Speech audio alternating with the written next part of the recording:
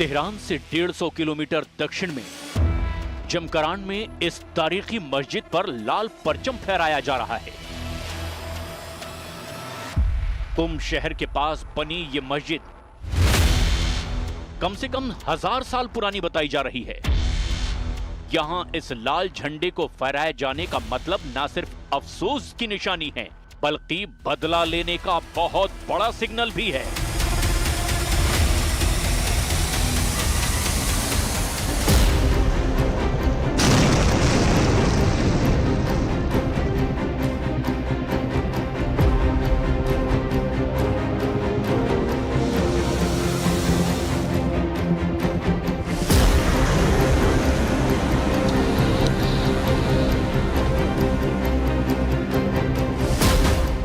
Iran का operation true promise 3 शुरू हो चुका है।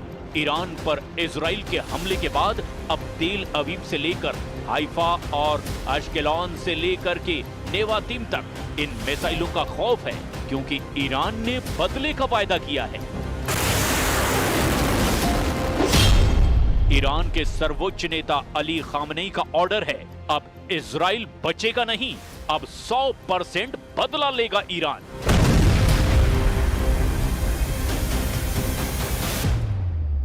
البته ملت ایران و مسئولان کشور در برابر این جنایت سکوت نخواهند کرد و پاسخ مشروع و قدرتمند جمهوری اسلامی ایران دشمن را از اقدام احمقانه خود پشیمان خواهد کرد. मैसेज साफ है कि ईरान का ऑपरेशन ट्रू प्रॉमिस 3 शुरू हो चुका है। खामनेई ने बहुत साफ शब्दों में कहा कि अपने कमांडरों और वैज्ञानिकों की हत्या का बदला जल्द से जल्द लिया जाएगा।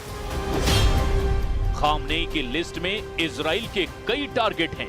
पहला टारगेट तेल अवीव यानी इजराइल की राजधानी है। दूसरा टारगेट अब इजराइल के परमाणु ठिकाने हैं। तीसरे टारगेट पर इजराइल के सबसे खतरनाक मिलिट्री बेस हैं।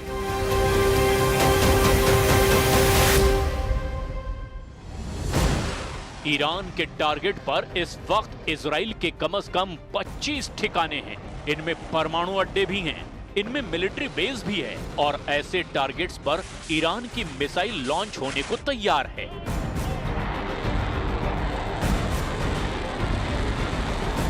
अब खामनेई के ऑर्डर पर इजराइल को दहलाने की पूरी तैयारी है। ईरान की हर वो मिसाइल जिसकी रेंज 1500 के आसपास है, वो इजराइल पर हमले के लिए बिल्कुल तैयार कर दी गई है।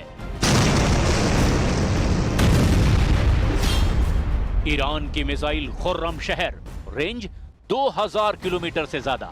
ईरान की फतह हाइपरसोनिक मिसाइल, रेंज करीब 1500 किलोमीटर। ईरान की Shahab 3 ballistic missile, range 2000 kilometre. Iran की Sejjil ballistic missile, range 2000 kilometre. ऐसी ही ईरान के पास 8 तरह की मिसाइल हैं जो इजराइल के एक एक इंच को कवर करती है। ईरान अपनी अंडरग्राउंड मिसाइल सिटी दिखा चुका है, जहां 10, 20, 100 नहीं, हजारों मिसाइलें हमेशा फायर करने के लिए तैयार रखी गई हैं।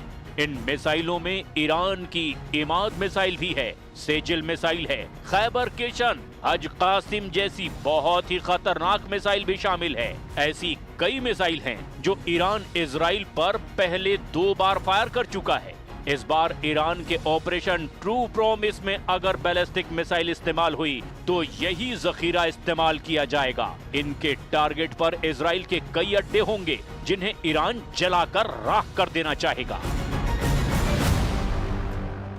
इजराइल की कैपिटल तेल अवीव, इजराइल का दूसरा सबसे बड़ा शहर और पोर्ट सिटी हाइफा, इजराइल का तीसरा सबसे बड़ा शहर अशकेलॉन, इजराइल का सबसे बड़ा बंदरगाह अशदोद, इजराइल का सबसे खतरनाक मिलिट्री बेस नेवातिम, नेगेव के रेगिस्तान में सबसे बड़ा शहर बीरशेबा। ईरान के टारगेट पर इजराइल के परमाणु अड्डे हैं और अगर वहां ईरान ने हमला किया तो समझ लीजिए कि परमाणु युद्ध शुरू हो सकता है, क्योंकि इजराइल के पास करीब 100 एटम बम हैं। इसका दावा कई अंतर्राष्ट्रीय रिपोर्ट्स में किया गया है। ईरान के परमाणु ठिकानों पर सबसे बड़ा टारगेट नेगेव में इजराइल का न्यूक्लियर रिसर्च सेंटर डिमोना हो सकता है। एलाबून, यहाँ इजराइल के छोटे परमाणु बम रखे जाने का दावा किया जाता है। कफार ज़ेखारिया और तिरोश, जहां पर इजराइल का परमाणु बम का बड़ा गोदाम बताया जा रहा है। नहाल सोरेख, यहाँ पर इजराइल की परमाणु लैब है जहां परमाणु बम डिजाइनिंग का दावा किया जाता है। योदेफात और राफाएल, यहाँ पर परमाणु बम के हिस्सों को जोड़ने की फैसिलिटी होने का दावा किया जाता है।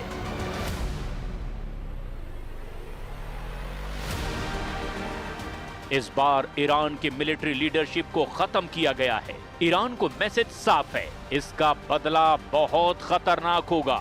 ये बात अमेरिका तक भी पहुंच चुकी है। डोनाल्ड ट्रंप की तरफ से भी कह दिया गया है कि इजराइल के स्ट्राइक से अमेरिका का कोई लेना देना नहीं है, लेकिन यह भी कह दिया गया है कि वो जल्दी परमाणु डील करे, नहीं तो ईरान पर और भी खतरनाक हमले होंगे। ये वीडियो नतांज परमाणु फैसिलिटी का है। यहाँ धमाका देखिए। दिन दहाड़े इजराइल ने ईरान के परमाणु अड्डों पर बम बरसाए हैं।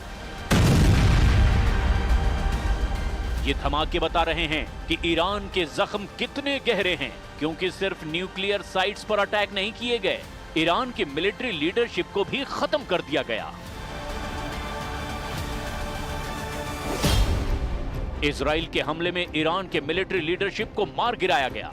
सेना अध्यक्ष मेजर जनरल मोहम्मद बागेरी और IRGC chief major general Hossein Salami समेत 20 बड़े कमांडरों और वैज्ञानिकों की मौत हो गई है।